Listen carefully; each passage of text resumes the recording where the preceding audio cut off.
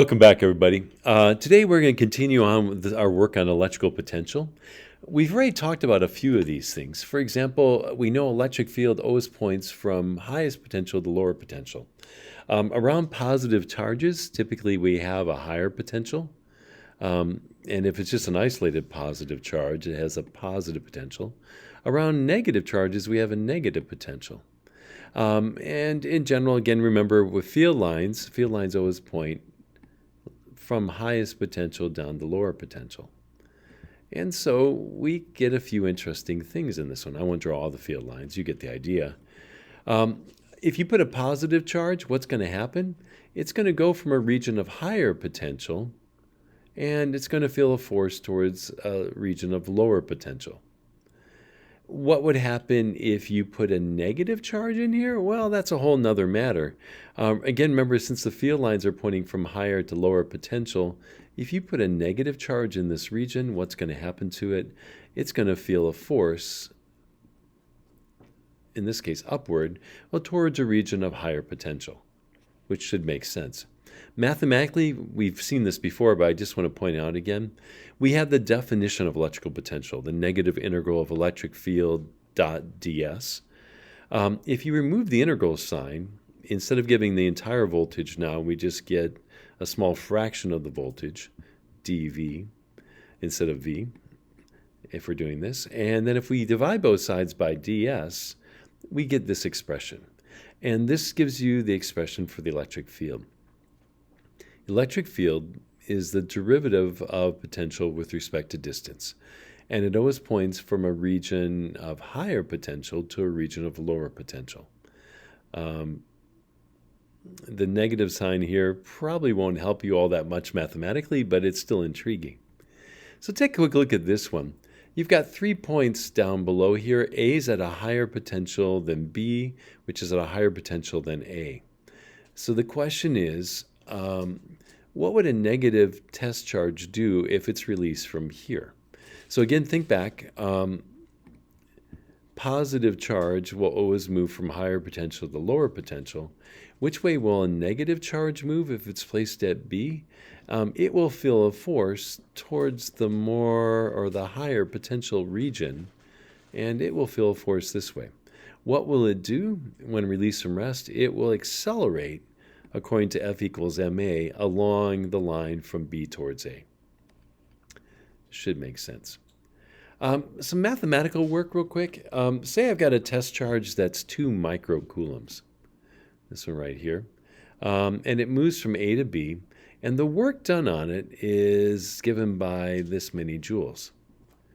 Find the difference in potential energy when you're moving between these two things. Well, again, quick reminder, this is from A to B. And remember that the change in potential energy is equal to the negative work, or either way, just one of them is going to be negative. So in this case, what is the answer? It's just going to be that magnitude, but exactly opposite in direction. And then what's the potential difference? Again, quick reminder, potential difference is defined as the amount of, or the change of potential energy with respect to the charge. In this case, what is that going to be? Well, just dividing it out here, we'll find the potential difference is negative 25 volts. No big deal. So now just take a look at this one, a couple of things here. Find the electric field and the electric potential at the midpoint right between these two charges.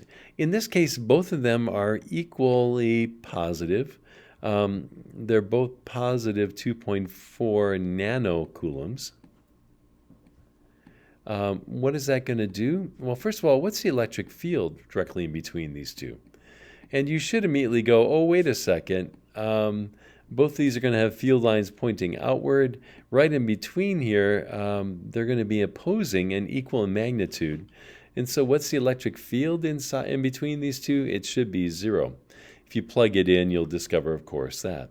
Well, what's the potential? Well, this time the potential, even though the electric field is 0, the potential is not. Remember that the potential around any point charge is given by this. So you can find the potential at this point right here due to this charge, and then we just have to add it to this. One note I haven't really talked about, but I just want to mention it. Electric field is a vector quantity. Notice the vector sign above it, whereas electrical potential is actually a scalar. You don't have to worry about direction. Potential, electric voltage, doesn't have a direction. It is purely just a magnitude. So how do we solve this one? We just have to plug it in basically twice. This is the electric potential due to the distance you're away from this one. And again, this is 0.5 all the way across. So this distance here is only 0.25 meters. So we just plug that in. What's going to be the total potential? Well, since both these are positive, both producing the same voltage, the total potential is double that, or about 173 volts. Please notice here, electric field is zero even, and we've got a voltage, though, that is non-zero. What if we make it a little bit more interesting? Let's say this one is positive 2.4 nanocoulombs. Sorry, I can't even write it. And the other one is negative. What's that going to do? Well, first question, is the field zero this time? Before it was. Again, if you think about it, you're going to have field lines here at this midpoint pointing away from charge A and pointing towards charge B. In this case, we end up with electric field of this due to one of the charges.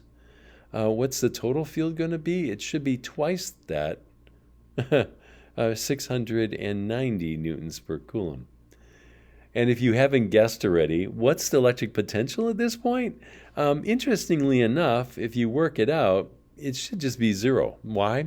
You're equal distance from a positive charge and a negative charge of equal magnitude. The two potentials are going to be equal and opposite. They're going to cancel out. We're going to move into this idea of equipotential lines. So what you have here is you can see the field lines between this positive and negative charge here. There are certain points in between these. For example, if these are equal in magnitude, every single point that is exactly halfway between these two will have a voltage or a potential, electrical potential of 0 volts. You might say, yeah, I get it right here in the middle, but is that true up here? Yeah, think about it. All of these points here would be at that point. Likewise, you can do this very similar thing for other lines here as well. Near the positive charge, all these points here are some distance away from this one, some distance around from the negative. It could be that these have a potential of, say, for example, 10 volts. Again, please remember the abbreviation for the unit of electrical potential is V, capital V, and the variable for electrical potential is capital V as well. And over here you're a little closer, so maybe it's 20 volts along this line. Forgive me again, my screen's going a little bit slack. Over here, this is closer to the negative than the positive. It might be negative 10 along this line here, volts. And then maybe negative 20 along this. Right now I'm just making up numbers, but you can sort of see this idea of equipotential lines. These are all common points in space that share this same potential. All right, so here's some equipotential surfaces. What's so nice about these? It's kind of fun. If you look along, what happens here if I move along path 1, I'm moving along an equipotential surface here, which means there's no change of potential. If I go along path 2, path 2 starts out here, goes back to the same one, also no change of potential. And 3 and 4 actually have the same change of potential. Even though 4 goes down here and then back up again, you end up with the same change. Equipotential surfaces are kind of fun. So a couple of quick notes on these, and I'm going to go fairly quickly. The electrical force does no work as a charge moves on an equipotential surface. Why? Because you're not changing your energy per unit charge. There must be no work. So if you just move along an equipotential surface, you end up doing no work. So if I move a charge from here over to here, I'm on the same equipotential surface. There is no change. Oh, for those of you who are wondering, yes, technically these equipotential surfaces are three-dimensional. We're just seeing a two-dimensional cross-section of them, but they do extend in 3 dimensions. And 2, the electrical field created by any charge or group of charges is always perpendicular to an equipotential surface. And you're like, whoa, what does that mean? If you look at this over here, look at the equipotential lines and the field lines. Every single place that they cross, they're perpendicular. Doesn't matter where you draw it, forgive my perpendicular signs, they always cross perpendicular to each other, even though they're bending and curving around. You can never have this where the electric field line is at some angle to an equipotential surface. It doesn't make any sense. Take a look at this one. So we've got 2 equipotential surfaces, and let's say, again, notice that the electric field lines are pointing this way, which means we have higher potential here than there. I'm going to make up just a quick numbers just so we can talk about it. Let's say this is 50 volts along this top blue line, that every point on that blue line would be at that potential. And let's say that along here it's 30 volts. And I'm just making up numbers, don't worry. And the question is, sorry, I made up numbers, can't do that. Sorry, they actually gave us numbers. I should have read the question more clearly. They actually gave us a charge and the amount of work done on it. An electron moves from point A to B against the electric field and does that much work. And the question is then what's the potential difference? Well, if you work it out, potential difference is the change in energy over the charge. And if you remember in this case, the charge of an electron, 1.6 times 10 to the negative 19th, technically it's negative, but we're moving from B to A, which means we're going from higher potential to lower potential. B is along a higher potential line than A is. So in this case, delta V is positive 2 volts. Next question is, what if you move from C to B? So from here to here. Well, both these points are on the same equipotential surface. So the answer is just going to be 0. And then finally, what if you move from C to A? Well, C to A is moving from that same grid as going from B to A. And so the answer here should just be 2 volts again. A good analogy is, some of you know topographical maps. Topographical maps connect points of equal elevation. So all these points here are at 1,800 meters. All these points here are at 1,700 meters. And you can see they kind of go parallel to each other. And you might say, okay, great, those are the equipotential lines, but where are the field lines? Well, for those of you who look closely, or if you've worked with these maps before, you can actually see it. What's going on here? This line right here, which I'm trying to draw in blue right now, is a stream that's flowing downhill. And you can tell that it's going downhill. At every single point, it's actually perpendicular, although it's harder to see on a topographical map. It's perpendicular to the lines of equal elevation. It's going downhill. It doesn't go along the elevation, it goes down. And that's the analogy. That stream bed is the equivalent of an electric field line. Rivers go downhill. Electric field lines point down the gradient or slope of electrical potential. So take a look at this one real quick. Assuming that this is a hill, which way is the water flowing? The answer is it's got to be flowing along that line, somewhere perpendicular along that, or perpendicular to each of those lines. Which way is it flowing? Assuming that is a hill, it should be flowing down this way.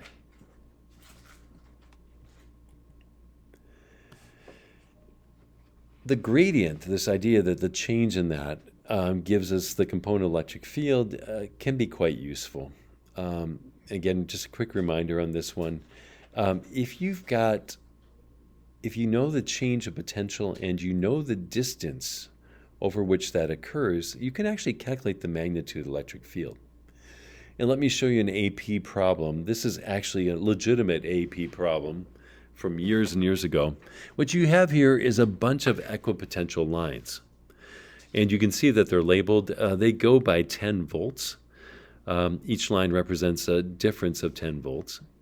By the way, if you're curious, yes, this object over here must be probably negatively charged. I think this is supposed to be a conductor. And over here, this piece of metal must be positively charged to produce the fact that you've got a positive potential over here and a negative potential over there. The question is, at which of the labeled points will the electric field have the greatest magnitude? So you've got points on here, A, B, C, D, E, F, G, H, I. And you might say, whoa, how in the world am I supposed to know? Well, you can immediately figure out the electric field lines on this. They're going to point down this and be perpendicular to each of the equipotential lines. In fact, I could draw one for you here real quick. But the question is this. So our field lines would start from the positive or higher potential and go across to here, and they should cross at each one of these perpendicularly to the field. And I'm going to assume it ends up over here. So here's an electric field line, one of them. You could draw a bunch more in this case, and you'd get the shape that you want. But now the question is, which one of these is going to have the greatest electric field? We know the direction is across or perpendicular to these things. Well, we can use this formula up on top that we've just used. Electric field negative gradient or negative derivative of voltage with respect to distance. Basically, we have to figure out, hey, where are the equipotential lines closest together? This is an AP question, so tricky of them. Did you find it yet? In which of the letters is it closest to each other? The correct answer on this one, where will it have the greatest magnitude, is I. Look at this real quick here. In this case, you get a 10-volt distance across this very small distance between the equipotential lines. It actually has the greatest gradient. It has the greatest magnitude of the field. There's a second part to this question. If an electron is released at point B, towards what direction will it be accelerated? They're asking left or right. And again, think about this. The electron's going to go actually towards points of greater gradient, or higher potential, higher gradient. The electron's going to feel a force towards A. Being negatively charged, it's going to go towards higher potential. And then what's the magnitude of the electric field at B? Well, here's where it gets a little bit exciting. But if you look at it, along this region here, all of these are kind of equally spaced. And very kindly, they give us that the distance between these lines right here is 0.4 meters. Notice that the potential difference across these is we go from 40 volts down to 0 volts. And so we get a potential difference of 40 volts over a distance of 0.4 meters. Oh my goodness, my pen does not want to work. If we plug it in, literally in this case, they're only interested in the magnitude, so I'm going to leave off any positive or negative. We have 40 over 0.4 meters, or 10 over 0.1. What's the magnitude of the electric field? The answer is 100. That's a 0.4 down there. There we go. It's going to be 100 newtons per coulomb, the units for electric field. And forgive me as I have to write very slowly so my pen actually stays or catches up. All right. You can even do some practice problems here. On a standard plug, the voltage difference is 125 volts. And the two terminals from here to here, which is the neutral and the hot, in US plugs are 12.7 millimeters apart. What's the electric field? We can just simply plug it in. The potential difference here, 125 volts. The distance, converting it to meters, 0.0127 meters, means the electric field between any two plugs is roughly that. What's the direction of the electric field if the left contact is at higher potential? If that's at higher potential, then the electric field would be pointing this way.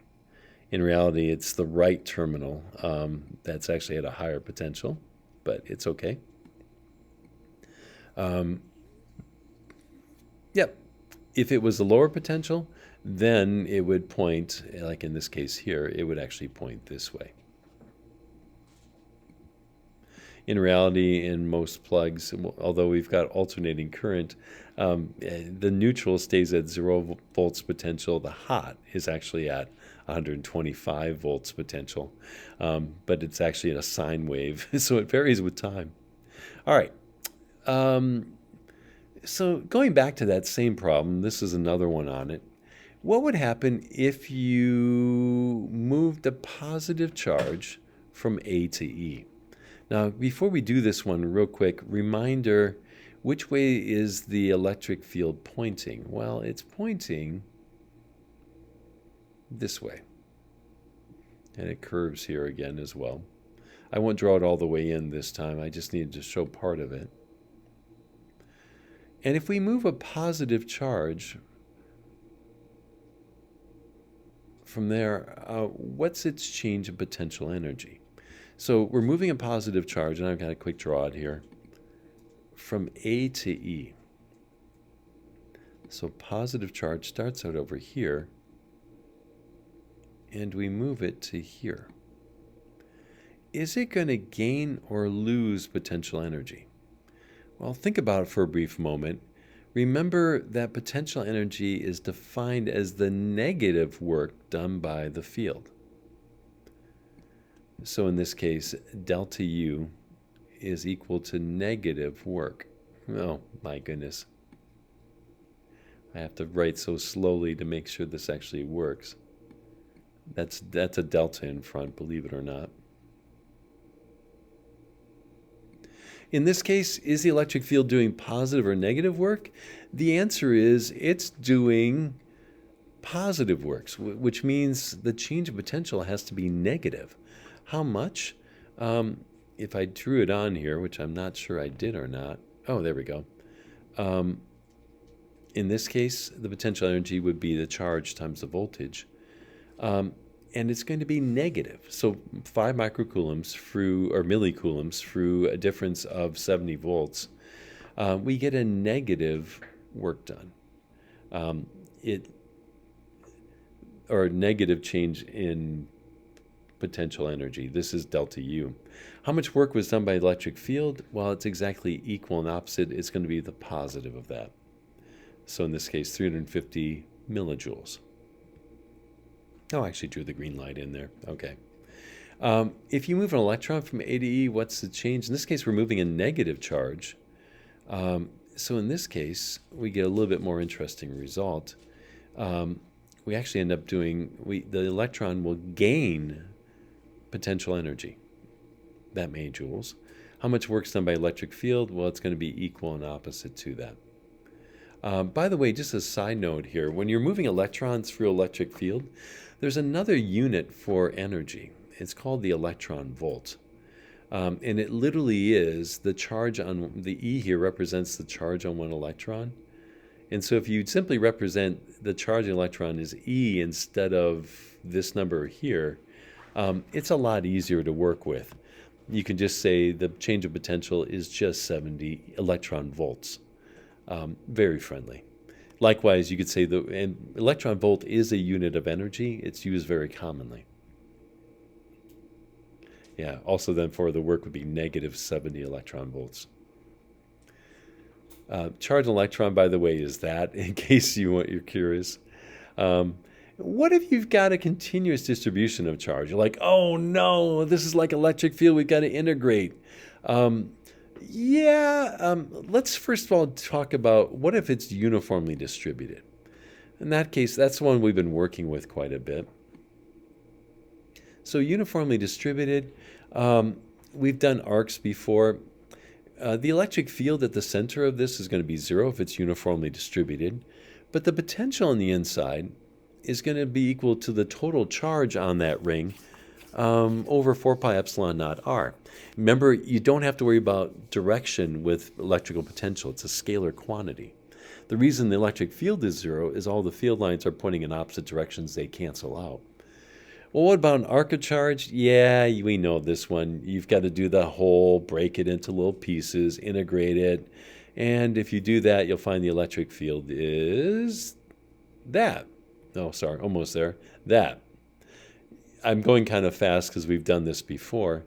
What would be the potential? Oh, the potential is super easy. Potential is just the total charge on that ring over 4 pi epsilon naught r. It doesn't matter that it's in the arc. It's just we're equal distant from all of these charges. And the total charge on this thing is Q. The electric potential is a lot easier than electric field in a lot of ways, mostly because it's a scalar quantity. So let me ask a little bit tougher one. What if it wasn't uniformly distributed? What might happen? Well, if the charge was concentrated in the center here as opposed to the edges, the electric field here would actually become larger than this value that we've got written over here. This is the value we had when it was uniformly distributed. On the other hand, if the charge is concentrated towards the ends, think about the component vectors of the electric field. They're going to mostly cancel out, and they'll be smaller than this. However, what's going to happen to the electrical potential? It turns out it doesn't matter how it's distributed along here, if it's uniform or non-uniform, this is going to stay the same, which is just doggone cool. All right, what are you doing with a ring of charge? So forgive me, this is a diagram I found. It has R prime on it. It has a linear charge density of lambda. Well, it turns out it's actually not too bad. First of all, we have to figure out what the dq is for that ring. And dq, the potential here is just going to be dq over 4 pi epsilon naught r, where r is r prime squared plus z squared. And if we do a quick little bit of work on this one, it would be that times, in this case, dq could be replaced by lambda times ds, if ds is that small segment there. However, if you want to solve this whole thing, you're going to have to integrate it. What am I integrating with respect to? I just need to add up all of the little dq's all the way around this ring. So what are my limits of integration going to be? If you haven't guessed already, it's from 0 to 2 pi r, the circumference. If you plug that in, you get that, and then finally, going kind of fast, you can get all the way down to this. Plugging it in, you get that. So there it is, the expression for the electric potential at some distance z above a ring of radius r. And I know I have r prime in the diagram, but pretend it's that. Likewise, you can do a very similar thing with a disk. How do we do that? We just integrate all the potentials for each of the rings. And I'm not going to do this one for you just because of time constraints. But if you do it, maybe I did do it, a little bit of it. So you get that. The charge is going to be sigma times dA, which dA, again, remember, is going to be 2 pi r prime times its thickness, dr. And I guess, I'm going to do the whole thing, in this case, integrating from 0 to r. You get this expression. Yikes. I thought I was going to skip this one. I did do it. I'm not talking through a lot of details here, but hopefully you can see some of it. Forgive the primes in it. It makes this look really hideous. You can also then work backwards. Here's the electrical potential we had. You could simply take its derivative, and guess what you would get? Well, I didn't put it on here, I don't think. You would get the same equation that we had for electric field from the previous part. I just didn't finish taking the derivative of it. Oh, I've got dz instead of ds. I guess, it's z in the top one. Yep. So you can easily come up with an expression for electric field if you've got an expression for voltage or electric potential. Quick note on this one. We've talked about this before. Sorry, backing up here. So we know that charge tends to concentrate around this thing. And I just want to talk about this real quick. We know the electric field is 0 on the inside, but charge tends to concentrate at points of greater curvature. Well, there's something interesting going on here. Even though the electric, I won't draw all these in here, we know the electric field on the inside 0. This thing actually would have some potential. So electric field on the inside, 0. But the potential here is not 0. And here's the big idea that I want to try to derive on you, or give you in this case. In this particular case, this object would probably have a positive potential. And for any conductor, the potential at every single point on the surface has to be the same. If charge is not at the same electrical potential, it will move until every point in the conductor is at the exact same electrical potential as the other parts. Why does charge concentrate here at the edges? If you think about it, if you remember the definition for electrical potential, which again, forgive me for trying to write this. This is going to be, that's a 4 pi epsilon naught over r. If all of these points have the exact same potential, what has to be true in the portions of this where the radius of curvature, I gotta put my r back in here so you can see it.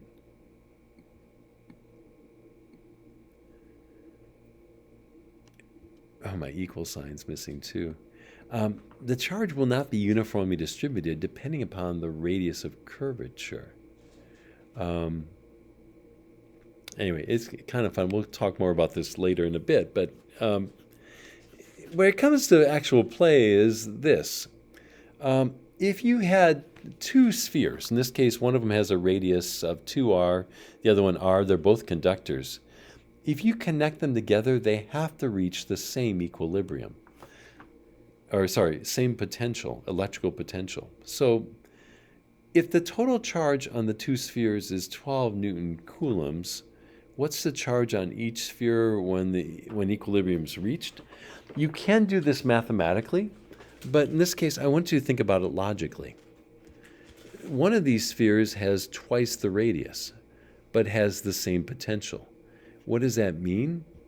For it to have the same potential, it would have to have twice as much charge as this other sphere. Think about it. Twice the radius, double r, has to have twice the charge to have the same electrical potential. So how is this 12 nanocoulombs going to split up? You can do it logically or mathematically, but in this case, 3Q equals 12 Newton coulombs. What's going to be the final charge after they're connected together by a wire? Well, this one's going to be at 8 nanocoulombs, and this one's going to be at 4.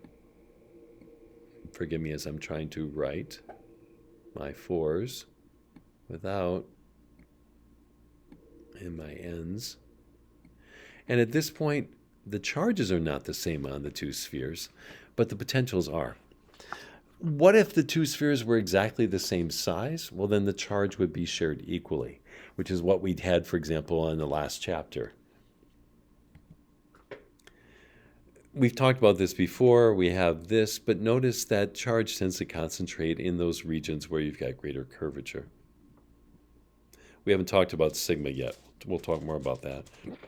But we know that you end up with no electric field on the inside. We've talked about this before, so I'm going to skip over this slide pretty quickly. And this is some of the last stuff I want to get into. If you move a positive charge, look at figure A, and and you have a potential difference delta V by moving it from I to F along this line here.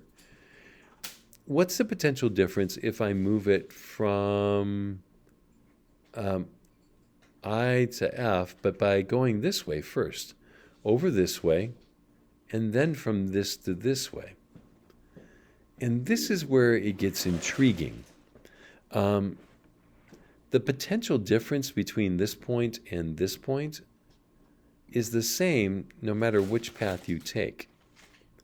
So in this case, which is going to have a greater change in delta V? The answer is both of them are going to be identical. It doesn't matter the fact that we've taken this one perpendicular here, which by the way is doing no work on it because the force is perpendicular to displacement. And then down here we take a longer path, but the component of the force is acting that way. In this case, both paths end up being the same. This is called the state function in science, where it doesn't matter the path you take from A to B, just the fact that you went from A to B. You can visualize, we've talked about the electrical potential around a point charge. It reaches a maximum nearby it and then goes off as a 1 over r curve out there. If you graph electric potential versus distance, you actually end up with this very cool sort of two-dimensional graph of electric potential with respect to distance, where it peaks around this positive charge, which is kind of cool. So a positively charged particle has a positive electric potential around it. A negatively charged particle produces a negative electric potential around it. And so you can actually get some really cool pictures. Oh, excuse me. What if you have multiple charges? You just add them up. We've actually done this already with the arc of charge, so no big surprise there. And dipoles we'll talk a little bit more about in a little bit, but I want to make sure I covered this. What would be the potential at point P right here if you're nearby a dipole? Well, technically it's the potential due to both the positive and the negative charge. And I'm going to factor out the 1 over 4 pi for this case. It would be the positive charge over the distance between the positive charge and point P. I'm calling it r sub positive, plus the negative charge over its distance that's away, which I'm calling r sub negative. Rearranging that, you would get this expression. And you could work out a few things, but basically it's that. Line of charges. The calculus here is not horrible, but I want to quickly show it to you. What if you wanted to find the electrical potential at this point right here? Well, you're like, oh, that's easy. We just need to add up each little piece of charge as we move along this thing. So mathematically, dq is going to be equal to lambda times dx, where dx is how long that little piece is, how wide it is. And how do we find potential? Well, we just need to find the potential for each little chunk of dq, which is going to be charge over 4 pi epsilon naught r, all the way along that line, which means from 0 to L. The question is you can replace dq with lambda dx like we had down here. So it gives us that expression. And you notice I left r here in black because in reality, how do you calculate r? Well, it's going to be d squared plus x squared. Think about that Pythagorean theorem. The square root of that will raise to the 1/2.